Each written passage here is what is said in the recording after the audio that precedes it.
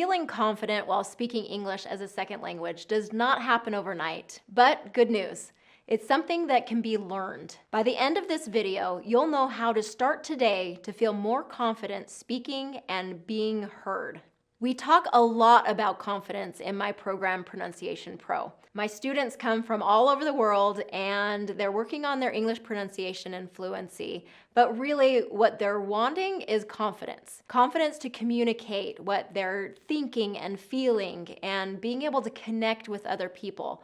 That confidence is so critically important so that you can have the courage to communicate all the things that you need to communicate in whatever setting that you're in and with whoever you're with. So many of my students, they speak English very, very well, but when they get in front of native English speakers, they don't feel very confident. So how do we build that confidence so that you can speak with anyone, anywhere, and feel good about it? So you probably heard the phrase, fake it until you become it.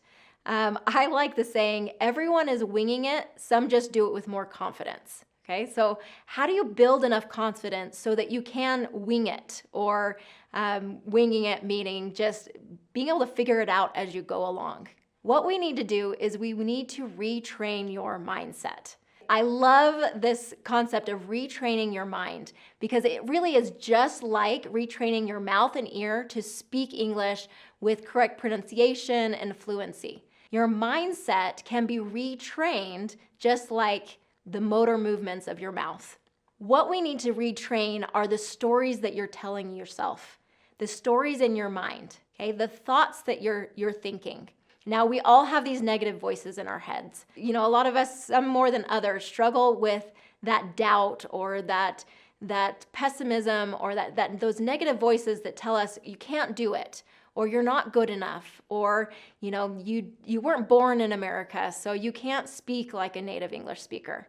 Okay, so these negative voices are really taking over and making you feel less confident. So what we need to do is really take control so that you can get those stories in your head so that they're serving you more. So here are 5 common thought patterns or stories that I hear frequently from my students.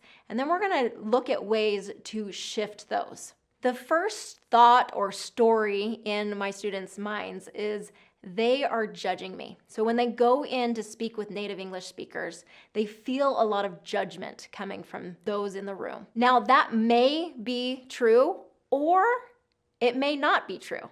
Okay, we're making assumptions about what other people are thinking about us. And oftentimes, the way that we think others are judging us is actually the way that we're judging ourselves. So you really have to get clear of like, are they actually judging me?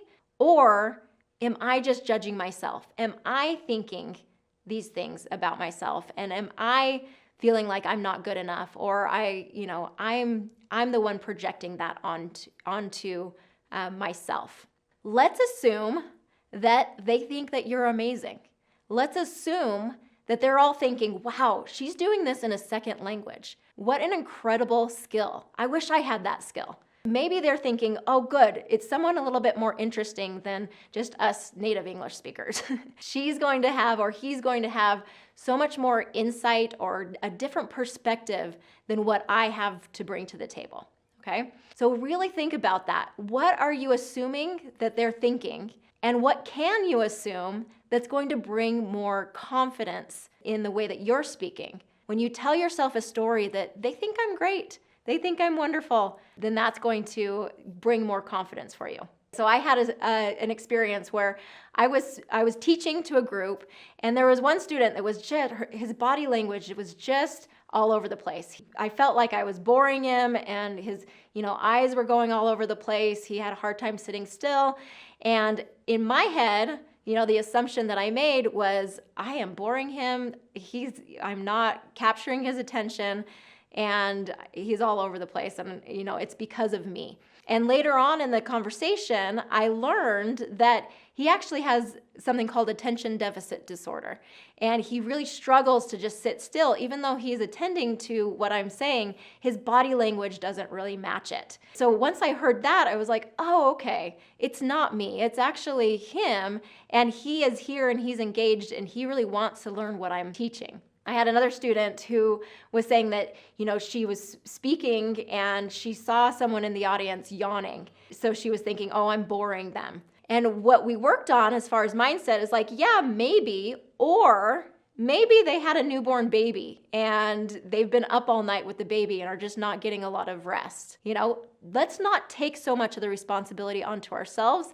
Let's put that back on other people and let them kind of think what they are going to think, but we can assume they're thinking great things about us. Number 2, here's another thought or story that I hear from my students. I don't belong. Okay, there's this feeling of being othered or not feeling like part of the group. So say you're with a bunch of native English speakers and you're feeling like I'm not part of them, or I don't belong with them because I'm not like them.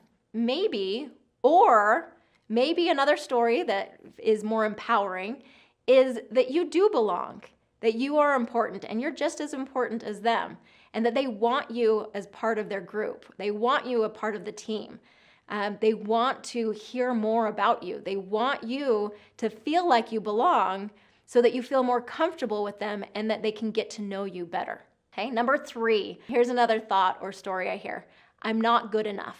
Okay, I'm not good enough. Maybe not good enough in your English or communication skills. And maybe there's a skill that we need to practice and develop, or maybe you're plenty good enough. And as is the experience with most of my students, their English is good enough to do most of the things that they want to do.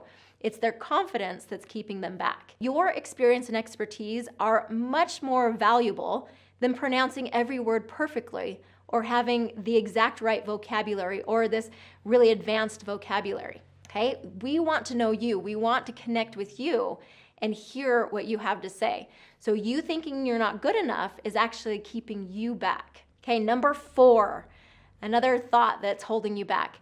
I need to be perfect. Maybe, well, actually, I don't even think maybe. I think this just needs to be thrown out completely. It's okay to make mistakes. It's absolutely okay to make mistakes. In fact, we have to make mistakes in order to grow. So maybe mistakes are the way to grow and improve. And really they are. So let's take out this perfectionism that you need to be perfect. You need to say it perfect. You need to speak exactly like a native English speaker before you'll be taken seriously. And that's just simply not true and is not serving you, okay? It's not bringing that confidence for you. Okay, number 5, they are better than me. This is something that I'm not even going to say maybe to because it's not true. We are all equal. And maybe they're better at English, they're spoken English because they've been speaking it their whole life. Okay, of course they're going to be better in speaking English than you. They've just had more practice. That's simply the difference between a native speaker and you. They have had more repetition and practice in English than you have. Okay, does that make them better than you? No. Your value is set. Your value is equal. So let's not get it in our head that you're less than or that they're better than you. Okay? If you put yourself in a less than position, you're going to act with more insecurity. You're going to, hesitate to speak up. But when you say, no, I am equal to these people, and yeah, they may have these communication skills in English that may be more advanced than I currently have, but I also bring a different skill set. I bring other expertise and experiences that they may not have. And so as we're looking at it, it's like they're bringing this skill, but I'm bringing this skill. And as we look at it more on equal terms, then that's going to bring you so much more confidence. All right, so I'm going to give you some thoughts to practice. So like I said, we're retraining the mindset. We're retraining the mind just like we retrain the mouth. So retraining the mindset is practicing these stories or practicing the thoughts that you want to speak. So it's not only saying, well, don't say these negative thoughts or don't think these negative thoughts or don't think these negative stories.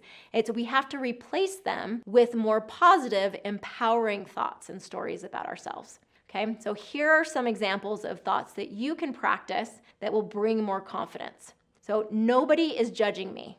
I'm judging myself. They think I'm amazing. They think I can do amazing things. They believe in me and I believe in me. Okay, I belong here. I have so much value to offer. I am good enough. I'm gonna keep improving in my spoken English, and I'm good enough where I am now to speak up and practice and learn and grow. I don't have to be perfect. Okay, the next one, I do not need to be perfect. I need to make mistakes and learn from those mistakes. Perfection is not the goal. Progression is the goal. Next one, we are equal. We are all equal. I bring things to the table that other native speakers maybe don't have. And so in that, we are working as equals. Feeling confident is something that you can feel today, right now. It takes practicing these confident thoughts over and over and over again for your brain to believe them, but it is worth the practice. If you want to speak American English clearly and with more confidence, definitely subscribe to this channel so I can bring you more of these tools that will bring confidence. And also check out this next video, how long does it take to get an American accent?